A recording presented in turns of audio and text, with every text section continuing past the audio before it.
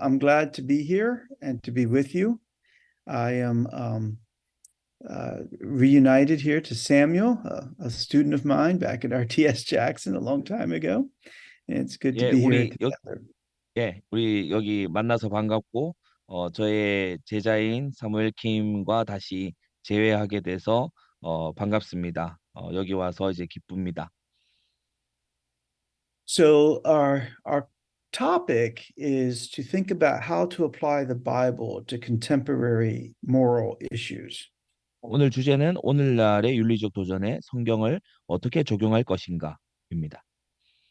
Now, this has been happening. That is, people have been applying the Bible to contemporary moral issues ever since the Ten Commandments were first given at Mount Sinai. 어, 시내산에서 십계명이 주어진 이래로 어떻게 윤리 문제에 성경을 적용할 것인가는 계속 제기되어 왔습니다. Because when the Ten Commandments are first given at Mount Sinai, God not only gives them the commandments written on the tablets of stone, but he also gives them some other things. 십계명을 시내산에서 주실 때에 그저 돌에 적어서 주신 것만이 아니라 함께 다른 것도 주셨기 때문이죠. So, for example, he gave them priests. 예를 들어서 제사장을 주셨고요. And the job of priest was to actually teach the word of God to the people as they were scattered around the nation.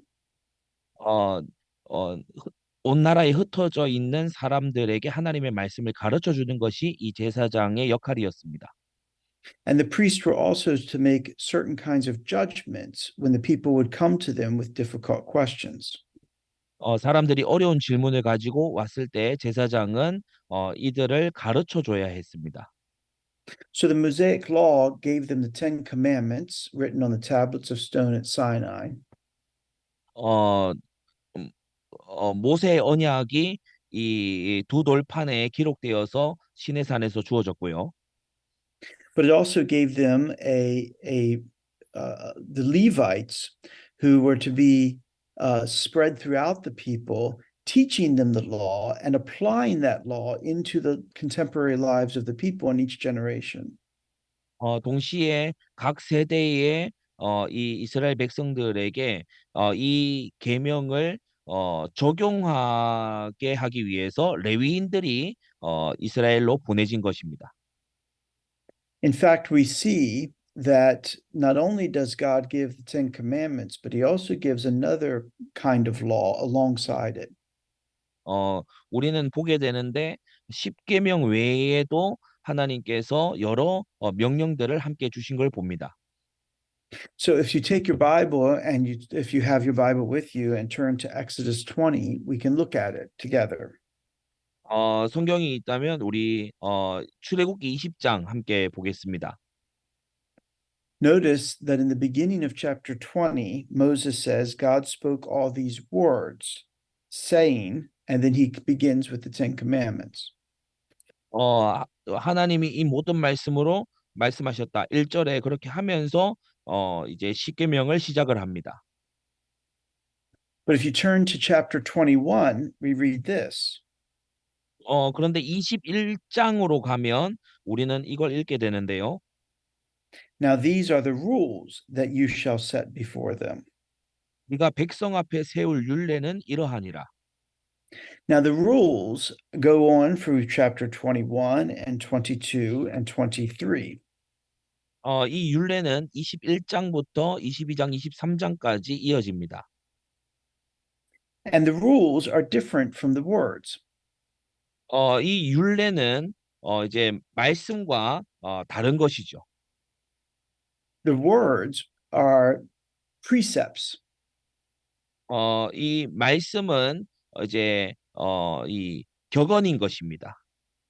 The Ten Commandments lay out for us principles that summarize the whole of our moral responsibility before God. 하나님 앞에서 우리의 윤리적인 책임에 대해서 십계명은 전체적인 부분을 다룹니다. But the rules that run through chapters 21 through 23 reflect judgments, how those precepts are going to be applied to the life of the people at that time. 21장부터 23장까지 있는 이 율례는 그러한 대원리를 어떻게 삶에 적용할 것이냐를 다루고 있습니다. And then in chapter 24, Moses comes back and he refers to chapters 20 through 23 as the book of the covenant. 24장으로 가면은 이 앞에 나온 말씀과 율례를 이제 언약의 책이라고 이렇게 종합해서 말하고 있습니다. And it summarizes it in verse 3 when it in 24:3 when it says Moses came and told the people all the words of the Lord and all the rules or judgments.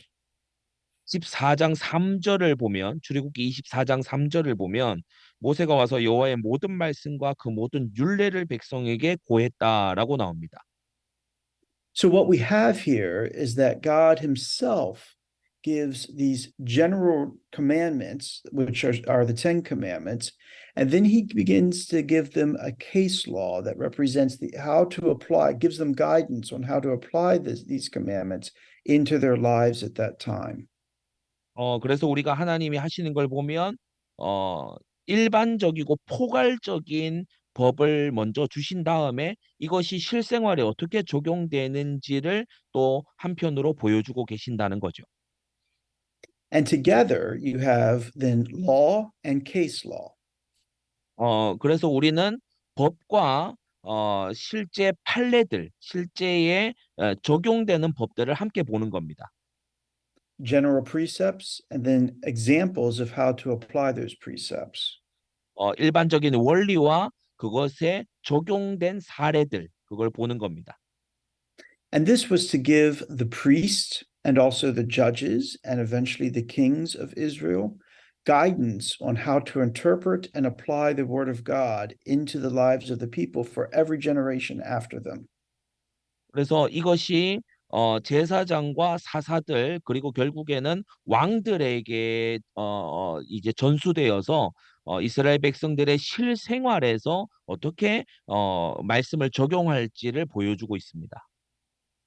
And so we see that the Bible, God himself in his word gives us not only the general commands which are always to be obeyed, but also instruction and an example on how to apply them into our lives. 그래서 하나님 말씀 자체가 우리에게 대원리만 주는 것이 아니라 그것을 우리의 실생활에 어떻게 적용해야 될지에 대한 사례도 분명하고 자세하게 다가오는 모든 세대에 적용하도록 알려준다는 사실입니다. Now, one of the reasons why the law is structured this way is because the law in itself does not speak to every single kind of issue that could arise in the future. 율법이 이런 식으로 설명된 이유는 율법 그 자체 안에는 일어날 수 있는 모든 상황들이 자세하게 묘사되어 있지는 않기 때문입니다. In other words, the law that we have in the Bible, the moral law that we have in the Bible, it's a summary of the whole moral order, but it's not an exhaustive listing out of every moral obligation. 성경에 나타난 이 도덕법, 모럴로 이 도덕법은 전체적인 원리를 말하는 것인데 이것이 우리의 세부적인 사항들에 대한 리스트는 될 수가 리스트를 주고 있지는 않는 거죠. Rather, God leaves it to our judgment to be able to reason our way from these general commands to the particular cases. 어, 우리가 이러한 개개의 상황들 속에서 하나님의 말씀을 어떻게 적용할지에 대해서 생각할 수 있게끔 해주신 겁니다. But he doesn't leave it just to our imagination. He gives us guidance on how to do this and examples, case law, precedent for us to follow. 그 도덕법을 가지고 우리가 마구 상상하도록 두신 것이 아니라 그것을 어떠한 상황과 어떠한 예시들을 통해서 우리가 어떻게 판단해야 될지 가이드 그러니까 인도해 주시고 어떤 이 가이드라인을 주신다는 것입니다. So what the priest would have, or the judge, or the official in Israel would have to do would be something like this. 이스라엘의 통치자나 이 판결자들은 이 도덕법을 가지고서 무엇을 그럼 해야 됩니까? Somebody would come to them and say, you know, here's the situation that we have. Here's the problem we have. What should we do about it? 누군가 와서 이런 문제가 있습니다. 그러면 우리는 어떻게 해야 될까요? 이렇게 볼 수 있죠. So let me take an actual example that's given in the Bible in order to illustrate what I mean. 어, 성경의 구체적인 사례들을 가지고 제가 그 상황을 한번 드리겠습니다. Someone might come to the priest and say, my neighbor's ox just gored my son or my daughter as they were walking across their field. 어, 제 이웃의 소가 제 아들 혹은 딸을 길에서 쳤습니다. Now, if you think about the Ten Commandments and then you think about that situation, how do you go from the Ten Commandments to a moral judgment about about who's responsible for this and what exactly, how do we regard that? 우리가 십계명을 생각하고 그리고 그런 구체적인 상황을 마주하게 되면 우리는 이 십계명을 그럼 어떻게 적용하고 어떤 윤리적 판단을 내려야 될까요? Well, in this particular case, God tells us how to think about this situation.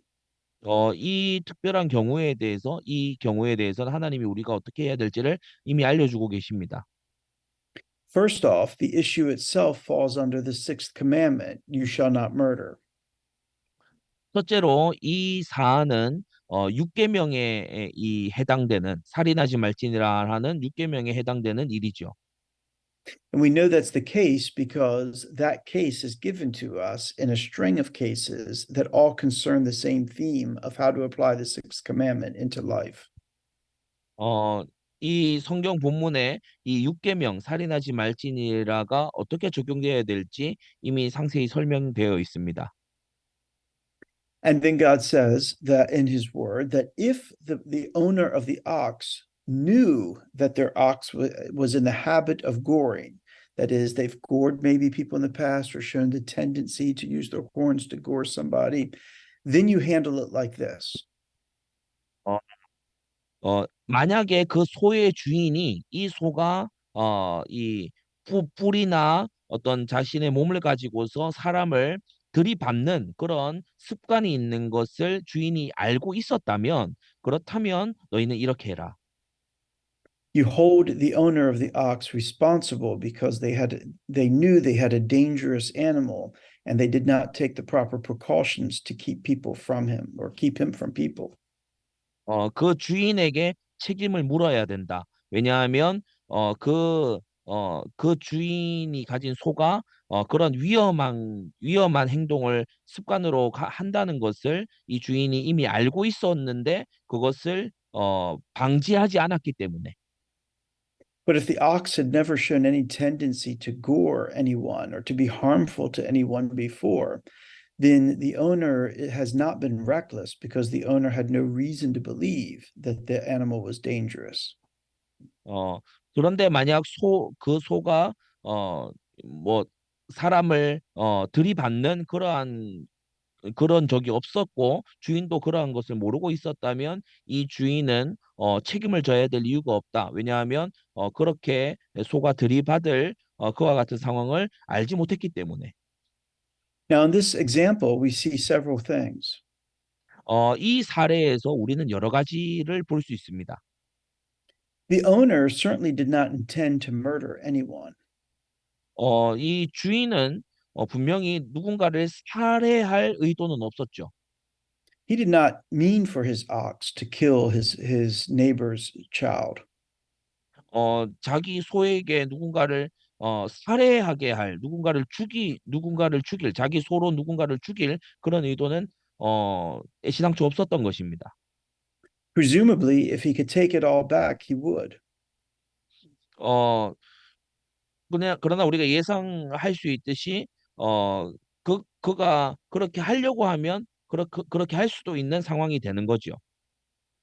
But the Bible is telling us that the commandment, the sixth commandment, you shall not murder, is about more than just committing acts of murder.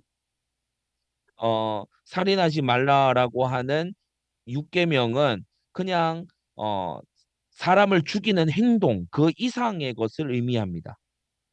Murder is just a prime example of the kind of thing that's immoral.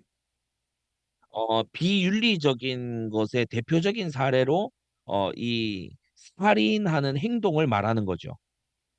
But there's many other ways that we can bring harm to our neighbor, which is also immoral. 그러나 살인 말고도 우리가 이웃에게 해를 끼치는 여러 가지 부분들이 있습니다. In other words, it's not just murder that's immoral, it's all kinds of things that move in that direction of being harmful to our neighbor. 그래서 살인만 악한 것이 아니라 그 살인으로 향하는 모든 종류의 행동들이 이 계명을 범하는 죄에 해당된다. But if everything harmful to our neighbor is actually immoral, then that means to be moral, we ought to take care of the welfare of our neighbor. 음, 이웃에게 해를 끼치는 모든 행동들이 죄로 연결된다는 것은 바꾸어 말하면 우리가 이웃의 생명과 안전을 보호해야 될 책임이 있다는 걸 의미합니다. That we ought to be proactive in doing the things that are consistent with keeping our neighbors safe and healthy. 우리 이웃이 안전하고 건강할 수 있도록 우리가 지속적으로 이 행동하는 거, 지속적으로 관심을 기울이는 것이 바로 이 계명의 이 의미인 거죠. So we go back to the case of the ox. 그래서 소의 사례, 아까 그 소가 자녀들을 쳐서 죽인 그 사례로 돌아갑시다. Mm. The neighbor is not guilty of murder per se, 그 or the 이웃은 owner, 그 소의 주인은 살인한 죄를 범하진 않았습니다. but the owner is guilty of being reckless. 그러나 부주의의 죄를 범한 거죠. Or being negligent, 무관심했거나. because the owner knew in one scenario, the owner knew that the ox presented a danger to human life and human well-being, and he didn't do what was necessary to take care of his neighbor. 한편으로 이 소의 주인은 그 소가 사람을 죽이고 사람을 해를 끼칠 수 있다는 걸 알고 있었지만 그것을 방지하지 않았고 이웃을 보호하기 위해 필요한 행동을 하지 않았기 때문입니다. Now, most of us probably don't have oxes lying around our property. 우리들 대부분은 아마 우리들 대부분은 아마 소를 안 가지고 있을 겁니다. I'm quite sure that you and Sol do not have oxen around your house. 어, 여러분이 소를 안 가지고 있을 거라고 저는 확신합니다. But maybe you have a pet dog. 그렇지만 여러분은 아마 강아지를 기를 수도 있고요. And maybe your dog is a very happy and friendly dog and has never shown any tendency to hurt anyone. 여러분의 기른 애완견이 누구도 해치지 않을 만큼 온순하고 그런 성격일 수 있습니다. But maybe something's happened with your dog lately and it's not been feeling well and it's shown a tendency to be quick and to snap at and to bite people. 그러나 예를 들어 최근에 그 강아지가 누군가를 향해 짖고 누군가를 물려고 하는 그러한 사람을 해롭게 하려는 경향을 보인다는 걸 알 수도 있죠. Now, the first time that the dog shows that tendency, you didn't have any reason to think he would act the way that he did. 기르는 애완견이 그러한 경향을 처음 보였을 때 여러분은 아마도 내가 무언가 행동해야 되겠다라고 생각 안 할지도 모릅니다. But once the dog shows a tendency to act that way, now you have a responsibility to do whatever you need to make sure that your dog does not present a harmful threat to other people. 어, 이 개가 그러나 그러한 해를 끼칠 수 있는 경향성을 분명히 보였을 때에는 여러분은 그 개가 이웃을 해치지 못하도록 행동해야 될 책임이 생기는 겁니다. And if you were to have another family or some other friends come over to play and your dog would actually bite one of them, that would be on you at that point. 친구가 놀러 오거나 했을 때 여러분의 개가 그 친구나 이웃을 물었다면 그렇다면 그때부터 여러분의 책임인 겁니다. Now, this is how we use analogies in order to apply the Bible to contemporary life. 이런 식으로 우리가 성경에 명시되어 있는 것을 우리 삶에 이 비유로서 그러니까 이것을 빗대어서 우리가 이해하는 방식이죠. God gives us the general principle, which is stated in the form of the sixth commandment. 어, 제6계명에 기록된 살인하지 말지니라로 일반적인 원리를 하나님은 한편 주시고요. But the sixth commandment uses murder as just a prime example of a whole set of things that are like murder, harmful to other people. 이 살인이라고 하는 것은 그것에만 한정되는 것이 아니라 이웃에게 해를 끼치는 모든 행동들 중에 가장 최고의 행위로 살인을 언급하는 것입니다. And thus, anything that we do or are responsible for in bringing harm to others would be immoral. 그래서 우리가 어떤 행동이든 간에 이웃에게 해를 끼치는 행동은 그것은 율법을 범하는 게 되는 거죠. He gives us an example of a case where of the ox that's in the habit of goring, so that then by analogy, we might go and apply it to similar cases in our own life. 하나님께서는 이 살인하지 말라는 계명을 소가 사람을 쳐서 죽인 사례를 통해서 우리에게 실생활의 예로 설명하시고 우리는 이 실생활의 성경의 예를 가지고 우리가 여러 가지 다른 케이스들에 적용할 수 있습니다. So we know from how God shows us how it applies to the ox, how it might also apply to our pet dog. 하나님께서 소에 대해서 말씀하신 내용들을 우리의 애완견에게도 동일하게 적용된다는 것을 우리는 알게 됩니다. But this isn't limited to just animals. 그리고 이건 동물에게만 한정되는 건 아니죠. Now, I live in America, 저는 미국에 삽니다. and as you may know, America has lots of guns. 여러분이 알듯이 미국에는 총기가 많습니다. So many people would have a gun or maybe more than one in their home. 그래서 많은 사람들이 권총 한 자루나 아니면 그 이상도 가지고 있죠. But guns can be very dangerous. 그런데 이 권총은 굉장히 위험합니다.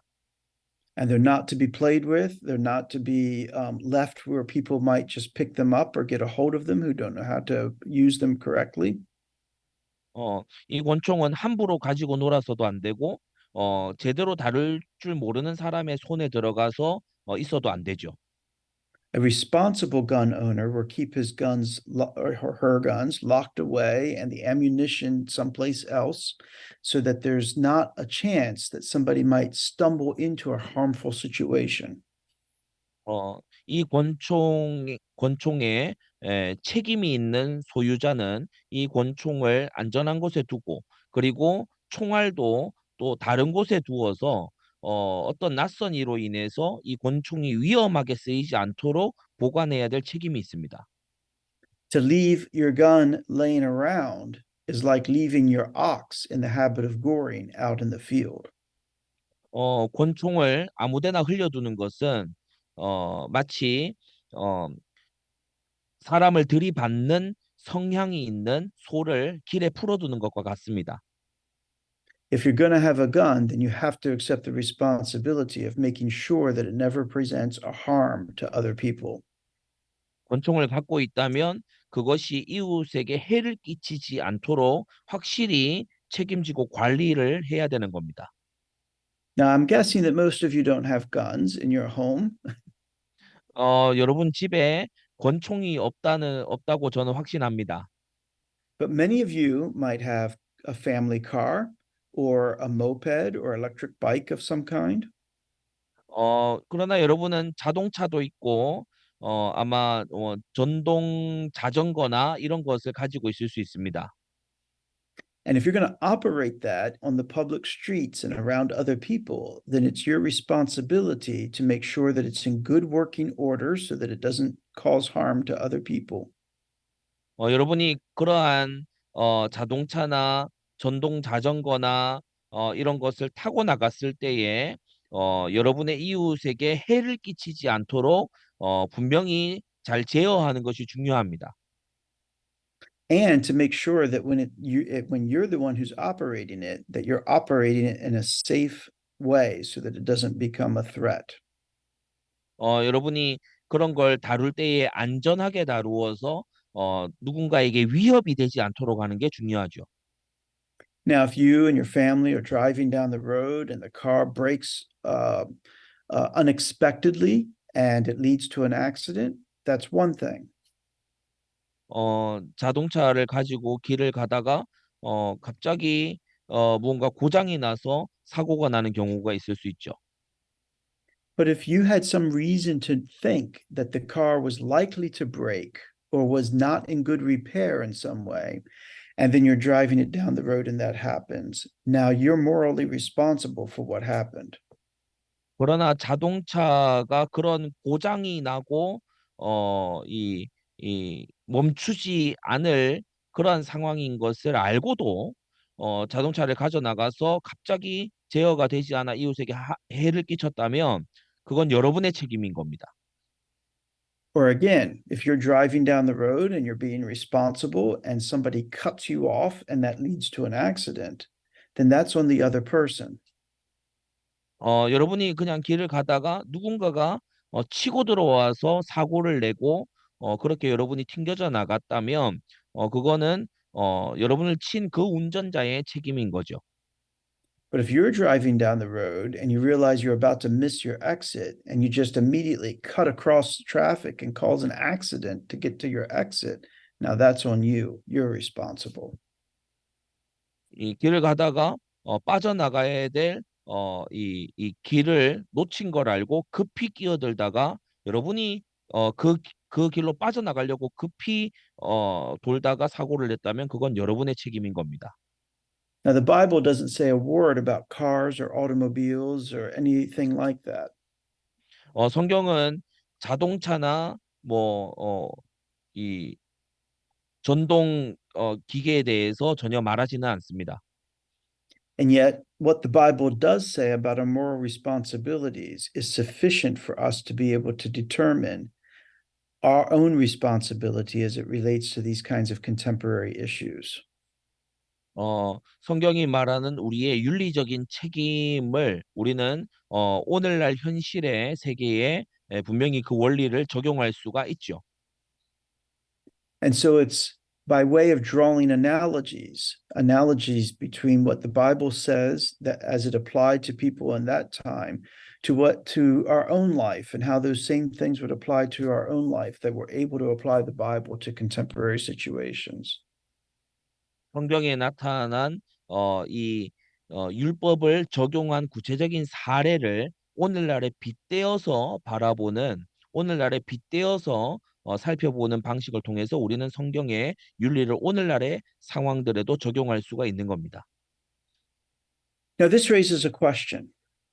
그런데 여기에서 이제 질문이 있습니다. Does the Bible speak to everything? 성경은 모든 것을 말해주나요? And the answer to that is yes and no. 대답은 그렇기도 하고 아니기도 하다. So the Bible doesn't necessarily tell us, Yeah, it doesn't have a specific command for every single thing that we face in life. 우리가 인생에서 마주하는 모든 상황들에 대해서 성경이 어, 세세하게 다 말하고 있는 건 아니죠. And not everything that we do in life is the kind of thing that is morally obligatory or impermissible. 우리가 마주치는 모든 상황들이 윤리적으로 의무적이거나 또는 허용되는 상황만 있는 건 아닙니다. Very often, we're free to either do something or not do something as it might seem best to us. 우리가 어떤 것을 하거나 또는 하지 않을 때 그것이 우리에게 최선이라고 생각하기 때문에 그렇게 하는 경우가 있습니다. But here's what the Bible does give us. 그러나 여기서 성경이 알려주는 것은요. It gives us everything that we need to know how to live our lives to the glory of God. 하나님의 영광을 위해서 어떻게 살아야 될지에 대한 모든 것은 It gives us everything we need so that we know how to do what is right in God's sight. 하나님께서 보실 때에 옳게 행할 수 있는 그 모든 것을 성경은 주고 있다는 겁니다. It gives us everything we need so that we know how to apply it into our own life in order to do what pleases God. 어, 하나님을 기쁘시게 하기 위해서 우리의 삶에 적용해야 될 부분들을 성경은 빠짐없이 다 알려주고 있다는 것입니다. Mm. Now, there's three kinds of moral judgments that we make about the decisions that we face in life. 우리가 윤리적인 판단을 하는 데 있어서 우리는 세 가지 종류의 결정을 합니다. Based upon what the Bible says, we know that some things are never to be done. 성경의 근거에서 우리는 어떠한 행동은 절대로 해서는 안 되는 것임을 압니다. We're never to dishonor our parents or any other authority figures. 우리는 부모님을 부모님께 불경하게 해서는 안 되고 어떠한 권위도 우리는 그렇게 대해서는 안 된다는 걸 압니다. We're never to commit murder or do things that are harmful of our neighbors. 우리는 살인해서도 안 되고 이웃에게 해를 끼치는 것도 해서는 안 됩니다. We're never to worship idols. 우리는 우상을 숭배해서도 안 됩니다. So the Bible makes it clear there are some things that are never to be done. 우리는 무언가 절대 해서는 안 되는 일이 있음을 압니다. And we say that these things are impermissible. 우리는 이것을 불가한 것이라고 부릅니다. They're morally prohibited. 이것은 윤리적으로 금지되어 있는 거죠. There are other things that must be done. These are obligatory things. 또 다른 게 있는데 이건 반드시 해야 되는 의무입니다. So we must worship God 우리는 하나님을 경배해야 됩니다. and worship Him only. 우리는 하나님만을 경배해야 됩니다. We must love Him with all of our heart and mind and strength and soul. 우리는 하나님을 마음을 다해 성품을 다해 힘을 다해 사랑해야 됩니다. We must love our neighbor as much as we love ourselves. 우리는 우리 자신을 아끼는 만큼 이웃을 사랑해야 됩니다. We must honor our parents 우리는 부모님을 공경해야 되고요. and other authorities. 다른 권위자들도 공경해야 됩니다. These and many other things the Bible teaches us are obligatory. We must do these things.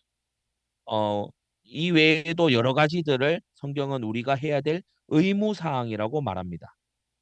But then there's a very large area of life that's neither that concerns things that are neither obligatory nor impermissible. 그러나 또 삶의 많은 부분들이 우리에게 금지되어 있지도 않고 명령되어 있지도 않은 부분들이 있지요. These are the things that we refer to as merely permissible. 우리는 이러한 영역을 어, 어, 단지 허용되어 있는 영역이라고 부릅니다.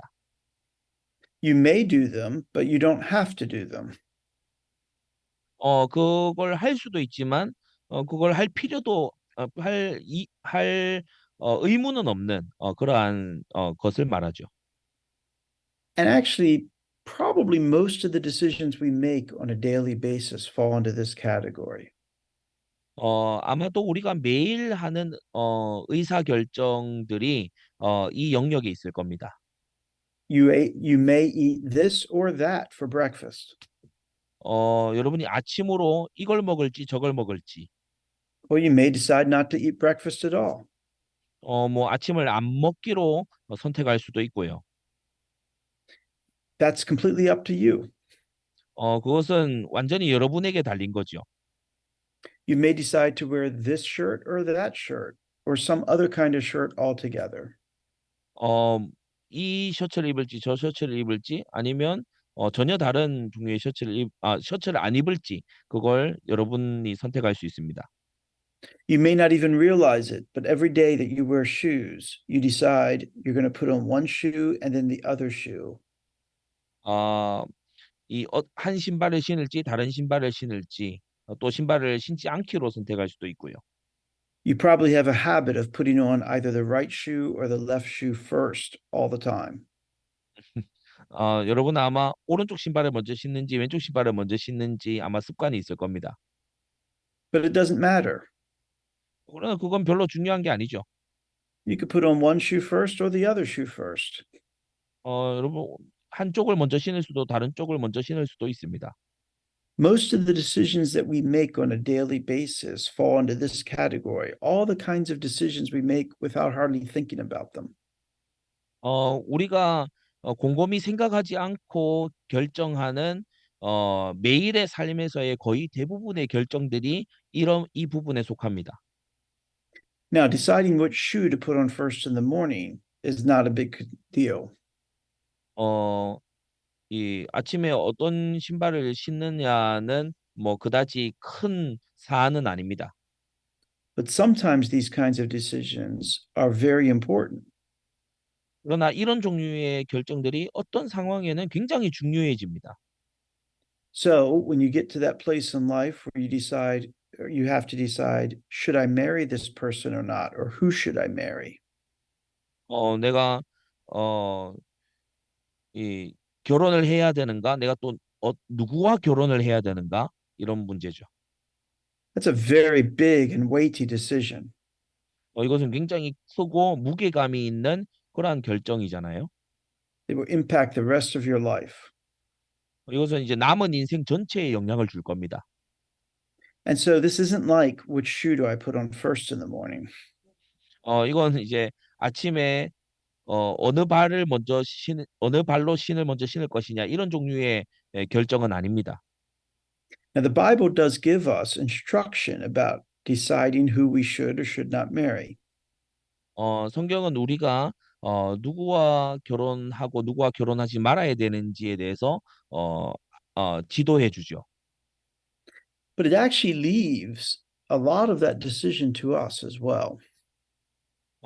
그러나 동시에 많은 이 결정들을 우리에게 넘겨놓기도 합니다. We are free to get married or not to get married. 우리는 결혼할 수도 있고 결혼하지 않을 자유도 있습니다. And if we decide to get married, we can marry at a young age or an older age. 우리가 결혼하기로 했다면 보다 젊은 나이에 하든지 보다 나이가 들어서 하든지 하겠죠. And we can marry this person or that person. 우리는 이 사람 또는 저 사람과 결혼할 수 있습니다. So long, of course, as they're willing to marry us. 물론 그 사람이 나와 결혼하고 싶어 해야 가능한 일이죠. But the Bible does say some things about who you can marry.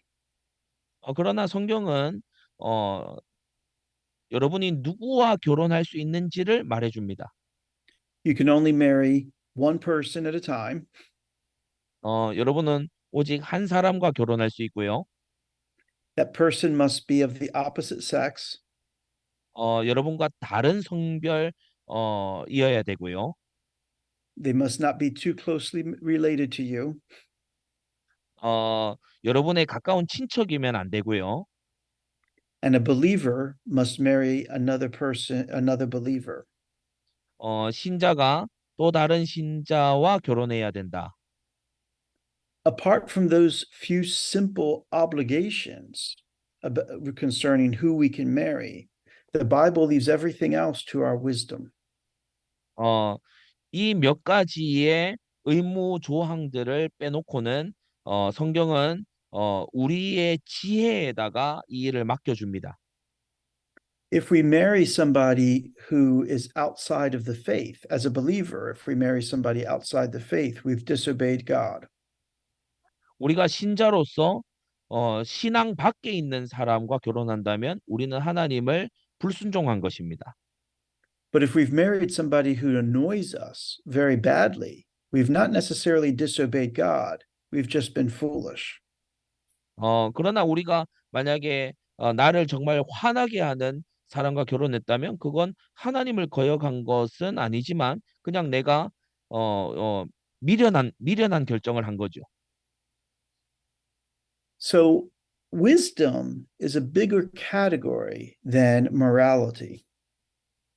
그래서 지혜는 윤리보다 보다 큰 개념입니다. Wisdom is actually the art of applying truth to our life. 지혜는 하나님의 진리를 우리의 삶에 적용하는 방법이죠. More specifically, wisdom is about applying the Word of God to our lives. 좀 더 자세하게 말하자면 하나님의 말씀을 우리의 삶에 적용하는 것입니다. The fear of God is the beginning of wisdom because the fear of God is that respect and reverence for God that leads us and motivates us to apply His Word to our lives. 하나님을 경외하는 것이 지식의 근본인 이유는 지혜의 근본, 지식의 근본인 이유는 하나님을 경외하는 마음이 하나님의 말씀을 우리의 삶에 적용하게끔 돕기 때문입니다. Now, wisdom always says, obey God. 지혜는 항상 말하기를 하나님을 순종하라고 말합니다. It's never wise to disobey God. 하나님을 거역하는 것은 전혀 지혜로운 일이 아니죠. Disobedience is always foolishness. 불순종은 항상 미련함입니다. And so, wisdom is always teaching us to be moral people. 그래서 지혜는 우리가 항상 윤리적인 사람이 되라고 가르칩니다. But wisdom goes further than this as well. 그러나 지혜는 여기에서 더 나아가지요. Because wisdom helps us discern what's the best option among all the things that are permitted to us. 지혜는 모든 허용된 것들 가운데 무엇이 최고인가를 가려내게 해주기 때문입니다. So wisdom would say, never marry somebody who's not a believer. 그래서 지혜는 이 신자가 아닌 사람과 결혼하지 말아라 얘기합니다. Because that would be disobedience to God. 왜냐하면 그것은 하나님을 거역하는 거기 때문에. But wisdom will also teach us that it would be foolish for us to marry somebody who annoys us. 그러나 지혜는 또 우리에게 가르치기를 누군가 너를 괴롭히는 사람하고 결혼하는 것은 미련한 짓이다라고 가르칩니다. That it would be more profitable for us to marry somebody that we have a good connection with and have a good working relationship with. 이 우리와 좋은 관계 속에 있고 그리고 좋은 협력 속에 있는 사람과 결혼하는 것이 더 지혜로운 일이다, 더 좋은 일이다라고 지혜는 가르칩니다. So a man may be free to marry a nagging woman, or a woman may be free to marry a domineering man. 어, 어, 어떤 남자가 이 잔소리하는 여자와 결혼할 자유가 있고 또 어떤 여자도 아주 지배하려는 그러한 남자와 결혼할 자유가 있습니다. But the man would not be wise to marry a nagging woman, and the woman would not be wise to marry a domineering man. 어, 그러나 남자가 이 잔소리 많이 하는 그런 여성과 결혼하는 것이나 또는 여성이 아주 이 어, 지배하려는 그러한 남자와 결혼하는 것은 지혜로운 일이 아니죠. You might be free to marry a lazy person, but you're not wise to do so. 게으른 사람과 결혼할 자유는 있지만 그건 지혜로운 행동이 아닙니다. So, wisdom not only teaches us to do whatever God requires, but it also helps us discern what is most profitable for us among all the things that He permits us to do. 지혜는 하나님이 우리에게 명령하신 걸 행해야 된다는 것도 가르치지만 동시에 모든 허용된 것들 가운데 무엇이 가장 유익한 것인가도 가르칩니다. So, how can we tell the difference 그럼 우리는 어떻게 이 차이를 말할 수 있을까요? between what we are morally required to do or not do, and what we're free to do, and it's just a matter of what's more profitable or not? 우리가 윤리적으로 명령하신 것이나 금지하신 것 외에 이것과 우리가 허용된 거, 좀 더 이 나은 것과 그렇지 못한 것 이것을 어떻게 구분할 수 있나요? Well, the simple answer is whatever the Bible speaks to in the form of command, whatever it obligates us to do or not to do, that has to do with what we're morally responsible for. 어, 가장 간단한 방법은 성경이 명시적으로 무엇을 해라, 하지 말아라라고 말하는 것은 우리가 윤리적으로 책임이 따르는 영역입니다. Mm. And whatever the Bible does not bind us to do or not to do, in that we're free to act one way or the other. 우리 성경이 무언가를 하라, 하지 마라라고 말하지 않는 영역은 우리가 자유롭게 선택할 영역입니다. Only the Word of God can bind our conscience. 오직 하나님의 말씀만 우리의 양심을 사로잡습니다. That has put us under moral obligation to obey. 우리가 윤리적인 책임감을 가지고 윤리적으로 순종할 책임을 가지게 하는 거죠. Ordinarily, we ought to obey all the commands of the civil authorities. 우리는 보통 모든 이 국가 정부 권력 권세자의 명령을 따라야 됩니다. Mm. But if the civil authorities command us to do something that's contrary to the Word of God, we must obey the Word of God rather than the civil authority. 그러나 정부 관리나 권력자가 하나님의 말씀과 상반된 명령을 한다면 우리는 이 말을 듣지 않고 하나님의 말씀을 따라야 됩니다.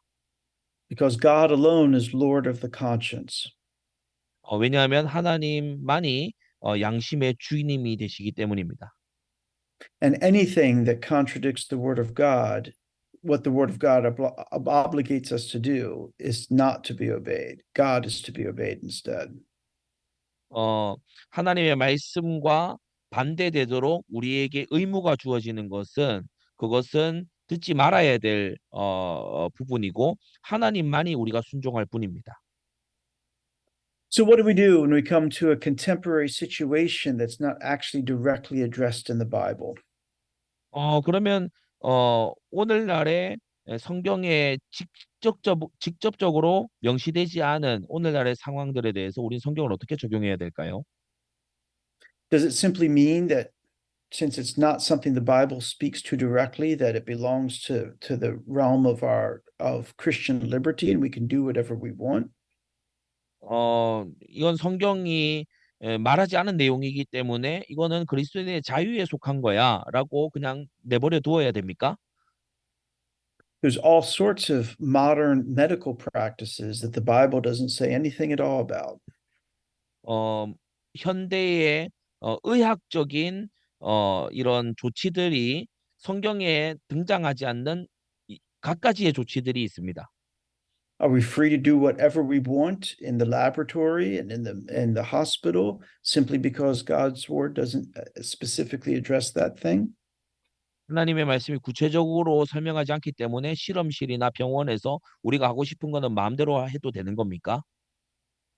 Not necessarily, 어, 그럴 필요가 없는 거죠. because God's word does speak to these things. 왜냐하면 하나님의 말씀은 이러한 것에 대해서도 분명 말씀하시기 때문입니다. We must always be asking the question, what does God's word say about these things? 우리는 항상 질문해야 됩니다. 이러한 것들에 대해 하나님의 말씀은 뭐라고 하시는가? And we have to ask, what is this that we're considering? 우리는 질문해야 됩니다. 이런 사안에서 우리가 생각해야 될 건 무엇인가? And how does this activity relate back to the word of God? 이러한 행동들이 하나님의 말씀과 어떻게 관계되는가? Is it okay to do this or that? Well, we have to take the word and apply it as God himself has given a structure to do so and see how it applies. We have to make a judgment.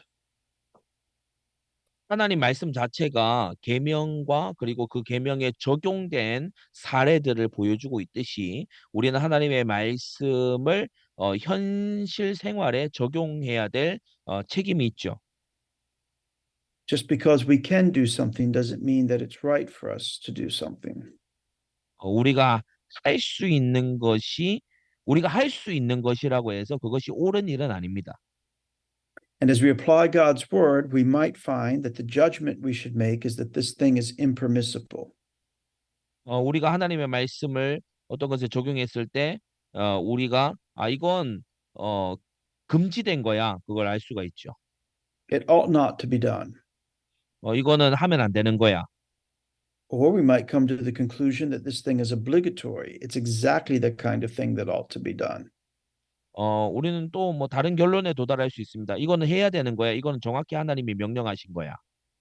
Or we might come to the conclusion that it is something permitted to us, but not obligatory. 그러나 우리는 또 다른 세 번째 결론에 도달할 수 있는데 이것은 허용된 거고 우리에게 명령되지는 않았지만 허용된 거야. Because the way the Bible speaks to this issue is that it does not bind us to either do it or not do it. 성경이 우리에게 해라, 하지 말아라라고 하는 그러한 부분이 아닌 것들이 있기 때문이죠. But rather it leaves us free to try to determine what would be most profitable for ourselves and for others in that occasion. 그러한 상황에서 우리와 이웃들에게 가장 유익한 것이 무엇인가를 찾아가도록 하는 상황이 있는 겁니다. But that judgment is also a kind of application of the Word of God to our contemporary situation. 그러나 그러한 판단조차도 하나님의 말씀에 근거해서 가장 유익된 것이 무엇인지를 찾아가는 판단이 되어야 되는 거죠. Just as those people in the Old Testament were free, or in the New Testament were free in this area, so also we are free in analogous areas. 구약의 백성들이 이러한 영역은 자유로웠고 신약의 백성들도 자유로웠기 때문에 따라서 이에 빗대어 볼 때 우리 또한 이러한 영역은 자유롭게 선택하는 영역이다. Well, these are some of the principles that help to inform us on how to think about the Bible and how the Bible applies to our contemporary lives. 이러한 방식의 생각이 우리가 성경을 우리의 현실에 어떻게 적용할지에 대해서 생각하는 방식입니다. The Bible is always relevant to our lives. 성경은 항상 우리의 삶에 이 실제적인 효력이 있죠.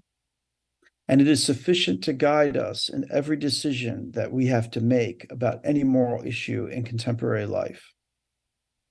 우리의 현실에 이 윤리적인 선택들에 항상 성경은 우리에게 답을 준다는 겁니다. And it not only teaches us what we are morally obligated to do, but also what would be most profitable, even within the things that we are free to do. 성경은 명령된 것만 알려주는 것이 아니라 모든 가능한 선택지들 중에서 가장 유익한 것이 무엇인지도 우리에게 알려준다는 거죠. But it's always guiding us in the way that is pleasing to live, that is pleasing to the Lord, and that brings him glory. 그리고 그 가장 유익한 그 선택은 하나님을 기쁘시게 하고 하나님을 영화롭게 하는 그것으로 이제 가게 됩니다. And it is always sufficient for that purpose. 그 목적을 이루기에 성경은 항상 충분합니다. Samuel, can I kind of wrap this? I didn't pray at the beginning. Can I just offer a bit of a prayer now, and then we can take some questions? Yeah, sure. Yeah, go ahead. If you pray slowly, I can translate to them. Okay, then let's. 잠시 기도하고 이후에 질의응답 시간을 잠시 갖도록 하겠습니다. Father, we do thank you for the gift of your word. 하나님의 말씀의 선물에 감사합니다. We thank you that it is sufficient for us to lead us into a life that we can be confident is pleasing in your sight. 하나님이 보시기에 기쁨이 되기 위해서 우리가 살아가는 데에 하나님의 말씀이 충분한 것에 감사합니다. That it teaches us everything that we must do to glorify you. 하나님을 영화롭게 하기 위해 우리가 해야 될 모든 것을 하나님 당신께서는 우리에게 가르쳐 주십니다. That it teaches us all the things that we must not do to glorify you. 하나님을 영화롭게 하기 위해 우리가 하지 말아야 될 것을 하나님의 말씀이 가르쳐 주십니다. And that it also teaches us all the areas that we are free to do or not to do, as it may seem most profitable as we live our lives, seeking first the kingdom.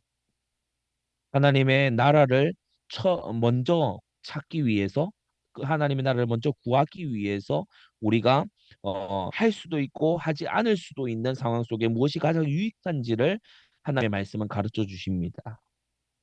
I do pray that you would give all of us hearing my voice right now this wisdom.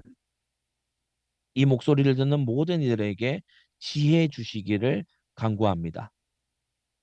To know what ought to be done, what must not be done, and what is most profitable to be done in your service. 우리가 하나님을 섬기는 중에 무엇을 해야 하고 무엇을 하지 말아야 하고 모든 이 선택지 중에 가장 유익한 무엇을 해야 하는지를 우리에게 알려주시기를 원합니다. Then grant us, we pray, the faith and the repentance to live accordingly. 믿음과 회개로 하나님의 뜻에 합당하게 살아가게 해 주옵소서. And do this, we pray, to the glory of Jesus Christ, in whose name we pray. 이것을 위해서 예수 그리스도의 영광과 그의 이름을 통해 기도합니다. Amen. 아멘. 아멘.